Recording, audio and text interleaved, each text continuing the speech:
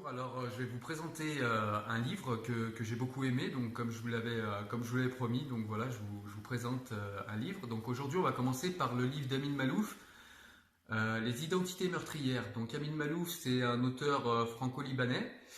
Il a écrit plusieurs essais et plusieurs romans historiques. Il a une écriture qui est vraiment très riche. Enfin voilà, en tout cas aujourd'hui, je vais vous présenter Les identités meurtrières. Donc c'est un livre qui est sorti en 1998 chez Grasset. Et comme son nom l'indique, c'est un livre qui va parler en fait de la façon dont chacun d'entre nous peut vivre son identité et la manière dont ça peut au quotidien parfois nous gérer quand, enfin nous, pas nous gérer, nous bloquer quand c'est mal géré justement. Voilà, donc Amin Maalouf au départ il prend l'exemple en fait dans le livre d'un Turc en fait qui aurait émigré en Allemagne et donc, quand ce Turc arrive en Allemagne, s'il vit quelques années en Allemagne, il est donc dans la société allemande, il y vit, mais il n'est pas considéré vraiment comme un Allemand. Et quand il retourne en Turquie, il n'est plus non plus considéré comme un Turc puisqu'il vit en Allemagne.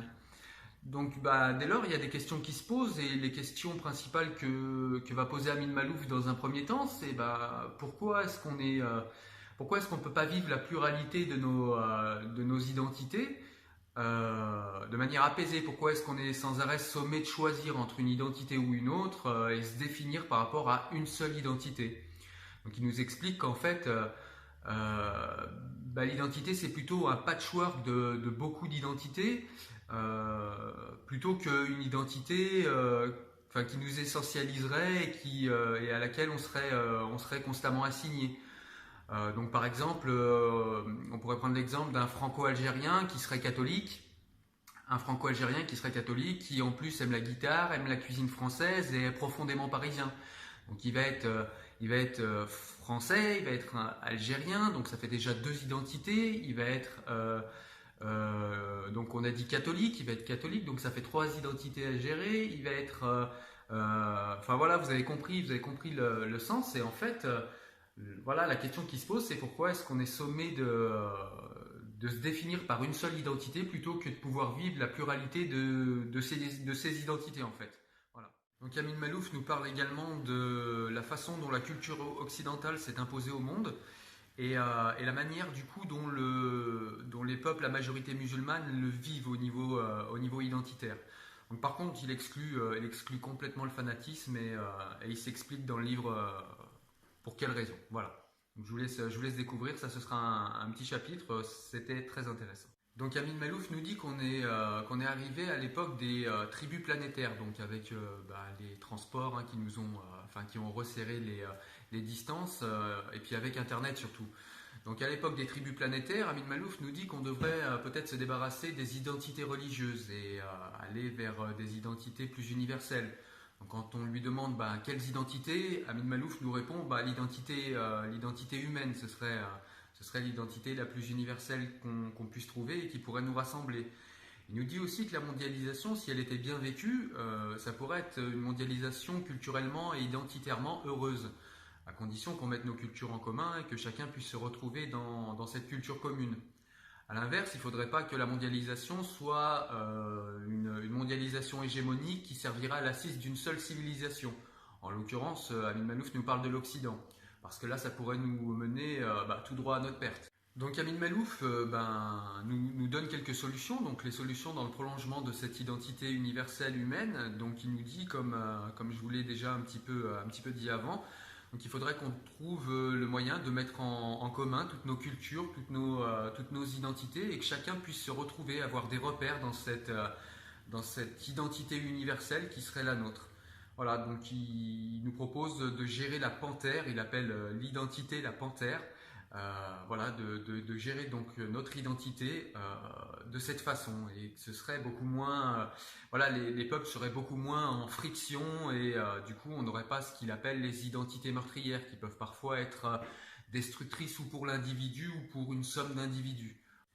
Donc Maalouf nous parle également d'un point qui a son importance de nos jours, donc c'est le fait que certaines personnes, enfin la majorité des personnes ou même des peuples ont tendance à suraffirmer, à surinvestir une identité qu'ils sentent menacée. Donc dans le livre, il prend l'exemple dans un premier temps d'un homosexuel voilà, qui serait ostracisé de par son identité d'homosexuel. Alors, il n'est pas seulement homosexuel, il peut être français, homosexuel, peut-être athée, peut-être scientifique, voilà, il a plusieurs identités. Mais il va avoir tendance à surinvestir son identité homosexuelle, voilà, si jamais il sent cette identité menacée. Et Amin Malouf nous dit que bah, ce serait... voilà, on remarque que c'est souvent la même chose pour les religions, voilà, si on se sent attaqué dans sa foi, par exemple, on va avoir tendance à surinvestir sa foi et à peut-être à en faire presque un tag, quoi, à surinvestir son identité religieuse. Voilà. Donc c'est un ressort important et quand une identité comme ça est mise en avant, il y a peut-être ce genre de questions à se poser. En tout cas, le livre nous invite à ce genre de questionnement. Amin Malouf arrive en fin de livre à la conclusion que bah, il serait bon qu'on vive une identité commune, une identité où chacun pourrait retrouver sa langue identitaire, où chacun pourrait retrouver également des symboles culturels qui appartiennent à sa culture et à son identité. En fait, que dans la civilisation qui est en train d'émerger autour de nous, que tout le monde puisse voilà, sentir des symboles qui lui appartiennent et du coup se reconnaître dans cette identité universelle. Il faudrait aussi également que chacun puisse accepter d'amener de nouvelles composantes à ce qu'il estime être son identité. Et que cette composante soit amenée dans les siècles ou les millénaires à venir à prendre plus d'importance, ou pas d'ailleurs, mais à prendre plus d'importance si, voilà, si l'individu ou le groupe d'individus le souhaite, que l'identité ne soit pas quelque chose de figé. Voilà. Et donc il nous explique aussi que ce genre de manière de vivre son identité fera en sorte que on vivra une identité commune et une identité qui sera tournée vers l'avenir plutôt que ce qu'on fait un peu actuellement où tout le monde se crispe et où on vit une identité idéalisée du passé et en plus crispée et figée selon des époques bien différentes selon les individus.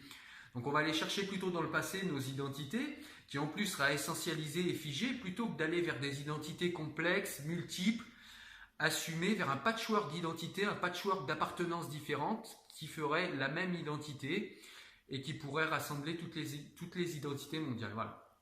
Enfin, toutes les identités, une identité mondiale avec tous les symboles mondiaux, les symboles culturels, voilà, qu'il y ait des petits symboles culturels. Voilà. Je ne sais pas si je suis très clair, mais en tout cas... l'idée de base, en fait, dans les solutions que donne Amin Malouf, ce serait vraiment d'avoir une civilisation, une identité qui soit voilà, sous la bannière humaine et où chacun puisse s'y retrouver, voilà, puisse s'y retrouver, s'y sentir épanoui et se reconnaître dedans. Voilà. On a parlé de ce livre, hein, je vous ai donné les grandes lignes. Évidemment, je ne vous ai pas fait un résumé complet parce que le but, c'est quand même que vous alliez le lire. Et justement, ce que j'ai aimé dans ce livre, ce que j'ai aimé avec Amin Malouf, c'est la subtilité, la nuance et la complexité du propos. On va vraiment dans le détail et dans la complexité et la nuance qui permet d'être beaucoup plus empathique, d'essayer de comprendre les autres, d'être beaucoup plus dans la tolérance. Et du coup, ça aide à comprendre pas mal de choses. Et c'est justement pour ça que voilà, vraiment le but c'est que vous alliez lire le livre, parce que je ne peux pas vous résumer là comme ça sur une vidéo la complexité du propos. Je vous ai donné les grandes lignes, mais je vous incite vraiment à lire, surtout que c'est très très bien écrit. Amin Malouf, c'est quelqu'un voilà, qui a une manière d'écrire qui est extrêmement agréable, c'est abordable, voilà, c'est le genre de livre où on se plonge dedans et on a du mal à en ressortir. D'autant plus que là, le sujet est vraiment d'actualité. Voilà. Donc ce que j'ai aimé, ouais, c'est la nuance, la précision des propos, le ton apaisé qu'Amin Malouf a. On sent qu'il n'y a pas d'émotivité excessive, il n'y a pas forcément de parti pris. Il y a voilà, un point de vue humaniste toujours, un point de vue qui essaye de tenir en compte, de prendre en compte pardon, les sensibilités de chacun. Donc vraiment un livre intéressant au niveau humain.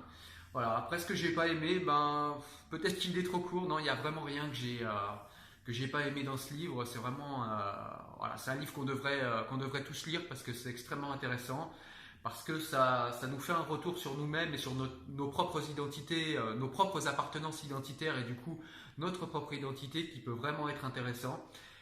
Et de ce retour sur soi, ça nous fera peut-être un peu plus comprendre les autres et la manière dont ils peuvent vivre leur identité. Pourquoi parfois certains sont crispés, pourquoi d'autres sont plus apaisés selon les géographies, etc. Voilà. Écoutez, c'était, comme je vous l'avais promis, la première vidéo de présentation d'un livre. Donc c'était Les identités meurtrières de Amin Maalouf, je vous le rappelle. C'est un livre qui est publié chez Grasset, qui a été publié en 1998. C'est un essai. Et donc c'est de l'auteur franco-libanais Amin Maalouf qui est maintenant qui a été admis à l'Académie française. Voilà. Donc c'était quand même un point important et c'est quand même un intellectuel de renom et donc un livre que je vous conseille extrêmement vivement. Voilà, je vous souhaite une bonne journée puis je vous dis à très bientôt, peut-être pour un autre livre ou pour une vidéo sur un autre sujet. Je vous souhaite une bonne journée, au revoir.